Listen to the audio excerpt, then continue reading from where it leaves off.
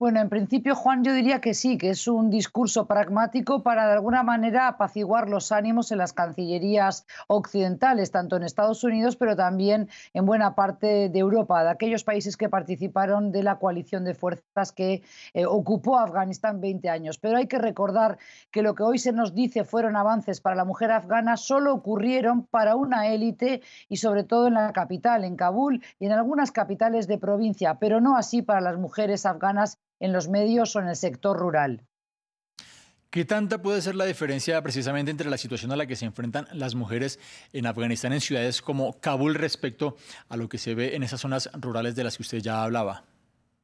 Bueno, yo creo que realmente la vida de cualquier mujer, no solo en Afganistán, depende mucho del lugar geográfico, del lugar donde habite. Si es en el medio rural, nada tiene que ver con las zonas urbanas. Eso ocurre también en toda América Latina, por ejemplo, o en buena parte de África o de Asia-Pacífico. En el caso de las mujeres de Afganistán, yo creo que es un país que viene siendo invadido sucesivas veces, que hay guerra de guerrillas, y yo creo que la condición de la mujer afgana ya era muy dura de por sí antes de la llegada de las tropas comandadas por Estados Unidos, pero evidentemente lo que allí ha pesado son años de pobreza, de desigualdades económicas y sobre todo los códigos tribales que todavía lastran la emancipación de una mujer afgana que en la década del 60 y en las capitales únicamente sí logró poder avanzar en cuanto al derecho de libre movimiento en la capital o, por ejemplo, asistir a la escuela pública o poder tener educación terciaria, es decir, acudir a las universidades y poder defender su puesto de trabajo si eran doctoras,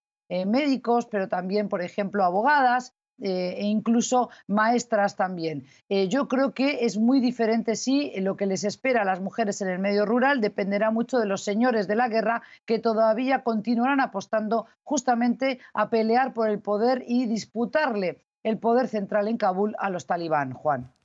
Y pensando en las mujeres que consiguen salir del país, ¿cómo puede ser la adaptación de aquellas que abandonan Afganistán y empiecen una vida en Occidente?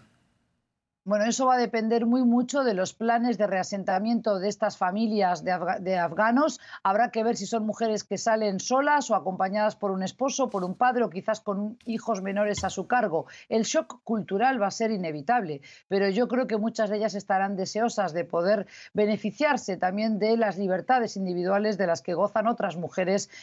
por ejemplo, en Europa o en Estados Unidos. Pero ciertamente yo creo que tiene que haber planes que contemplen una integración de estas mujeres que sea paulatina y que sea escalonada. No se les puede pedir y exigir que sea una integración y una cohesión de sociedad inmediata porque les va a llevar un tiempo adaptarse a esas nuevas libertades, pero además poder negociarlo con sus familias. Recordemos que los derechos de los que el Islam ofrece o dispone para la mujer, no solo afgana, sino cualquier mujer musulmana, muchas veces se han visto cercenados por interpretaciones que tienen que ver con los sustratos culturales, con los usos y costumbres de cada país, en este caso de Afganistán, un país que evidentemente tiene otras pautas culturales diferentes, por ejemplo, a mujeres musulmanas de Marruecos, con lo cual dependerá mucho de los planes de la educación a la que puedan acceder, proyectos de cohesión social, de integración social, ya sea en España, ya sea en Alemania o en aquellos países que ahora se aprontan para recibir a los afganos.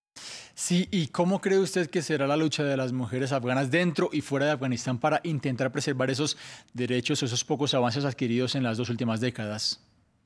Bueno, eso va a depender si realmente acompañan las familias de estas mujeres que ya se han manifestado nada más conocer que regresaban los talibán al poder, aunque hay que recordar que todo esto está muy tergiversado por los medios de comunicación, porque nos llegan realmente con cuentagotas las informaciones, pero sobre todo porque la comunidad internacional ha sido omisa durante 20 años a la tarea de exigir responsabilidades a aquellos que supuestamente intervenían en Afganistán, no solo para perseguir al talibán, sino para sentar las bases de un Estado Sí. democrático. Afganistán, hoy como ayer, sigue siendo un tablero de ajedrez donde las potencias regionales y extrarregión se disputan esa partida, igual que lo hicieron durante la etapa de Sí. Guerra Fría Estados Unidos y la Unión Soviética.